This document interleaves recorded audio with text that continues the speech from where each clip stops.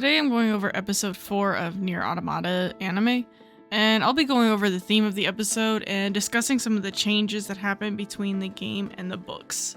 So this is your warning now that there will be NieR Automata spoilers. And we are going to start spoiling things right about now. Alright, so the beginning of this episode, it starts off with the machines watching plays like you see in Route B.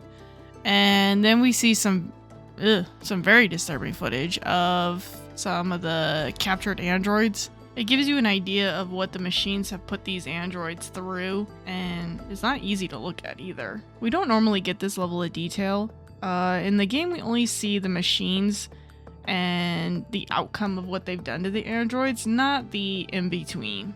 And then after we're done seeing that disturbing image, we go back to the resistance camp, and 9S brings up how the Adam and Eve are mimicking human speech. 9S is showing some frustration towards the machines because they're trying to mimic humans, and you can see that throughout this episode and even the previous episode, that just frustrates him to witness. And he's trying to blow off this whole conversation, and from my perspective, watching him and listening to him speak, it seems like he thinks that machines are beneath him. Now, I'm pretty sure majority of people might think that, but let me know if you think otherwise. Jackass is now bringing up a point that they're at risk that Adam and Eve can evolve into something that even surpasses humans. And she suggests that maybe they should try to negotiate with Adam and Eve. And Lily and Jackass are continuing conversation on a ceasefire with the machines. 9S disagrees with that whole statement and talks about how a ceasefire will tarnish their fallen comrades. He continues to talk about how they will need to win the planet back from the machines and the aliens. Jackass raises a question to 9S about how long are they willing to fight in a war that's been going on for thousands of years. Now, specifically speaking, Lily has been fighting in this war for over 200 years at this point. I'm not sure about Jackass, how long she's been fighting, but I'm pretty sure it's going to be close to the same as Lily. Compared to 9S, who has been fighting for, maybe 10 years? It is definitely interesting to look at the reaction of everybody around him who is speaking, because Jackass and Lily seem to be staying quiet, even though they could say something, but ultimately what would that do if they did say something? You can also see the differences between the androids who've been fighting for hundreds of years versus the Yorha units who have just barely joined the fight. There is definitely a sense of tiredness between the resistance and the Yorha units. That may be due to the fact that they haven't been fighting as long as the resistance, but this is just my perspective on looking at it. 9S also begins to talk about how he will continue to fight until every last one of those machines are destroyed. But you know who that sounds like. Sounds like someone else that we know. But what I thought was interesting was the anime hasn't shown a reason for him to be that extreme.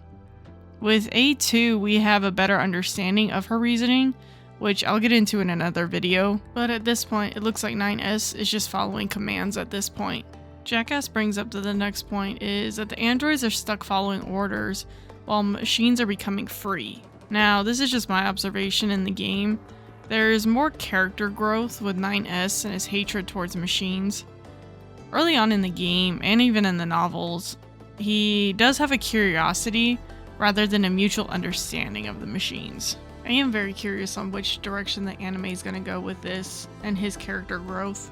Now, going back to the bunker in this episode, the commander is speaking to the Council of Humanity to try to get backup for 2B and 9S. The council refuses and states that 2B and 9S can use the resistance as decoy to complete their mission. The council also brings up that Adam and Eve, along with any other machines that adapt, that is all part of the plan for Project Yorha. Now, for this one, I'm going to add a link to the description of a guy named Brando SP.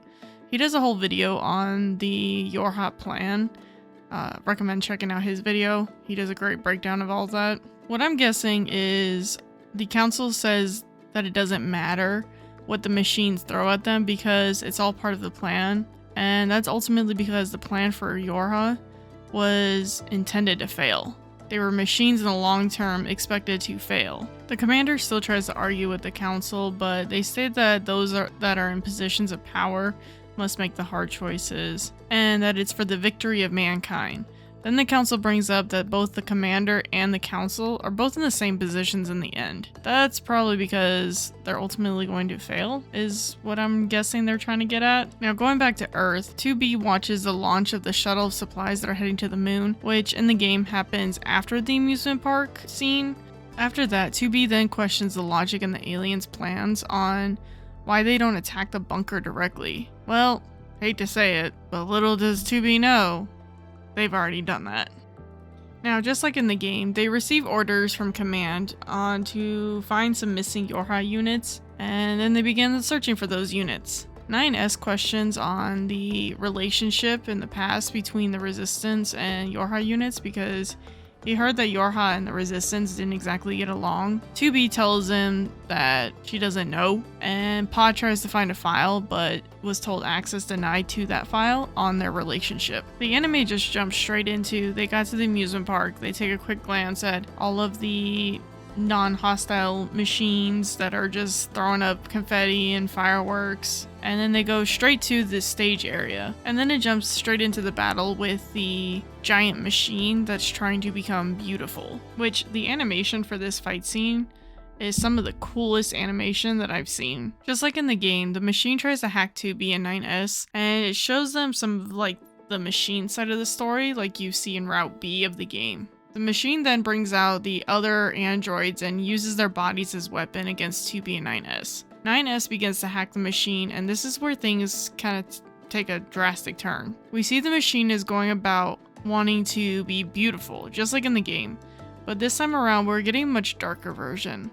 The hack is showing at one point that the machine is just going through android parts, tossing whatever it feels like it doesn't work for that machine. The machine wants to become beautiful, and when it turns around to face 9S in the hack, it doesn't even have a face, which I thought was an interesting twist. 2B realizes that 9S is losing. She begins to join 9S in the hack in order to save 9S. 2B defeats the machine just like in the game, and then we see it cut into a scene like from Route B where the machine is talking to another machine about wanting to become beautiful. 2B questions how the machines are talking, also how they seem to be trying to learn emotions.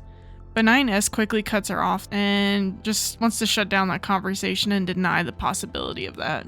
This next part is pretty harsh. A couple of machines come in to watch the play and realize what had happened, and they are now showing emotions of fear. You hear the little machine calling out for its mommy, and the mom machine jumps in front of the little kid asking to please wait, please wait. The mom states that we just came to watch the play. And as 9S walks closer to her, you just hear the mom saying, please sir, over and over again. 9S is now walking over their flowers. You can see like he has zero intention of listening to these machines. The mom starts to ask 9S to spare her daughter, but 9S immediately kills the machine in I guess what you would call cold blood. 2B watched the whole thing from a distance because I think she's feeling empathy for the non-hostile machines. 9S then tells 2B that you can't hesitate, and when he says that, that ends the episode. What is interesting is in the book, a long story short, from 2B's point of view, it is her reminding 9S that the machines can't show emotions. And she is the one who is reminding him of what he said previously about that. But then she immediately questions that statement and she asks herself, what if that isn't the case?